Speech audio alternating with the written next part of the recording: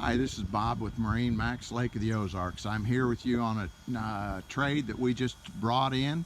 It's a 2007 Playcraft 2600 Xtreme. It's got a lot of life left in it. It's got a Suzuki 250, so it'll really get up and down and go on the lake. It's got nice long loungers up front. And as you can see up front here on the outside, it's got a lot of space. You can play real well with your family, go swimming off the front. It's a nice boat. It's got a good sized bimini, nice helm. It's in average condition.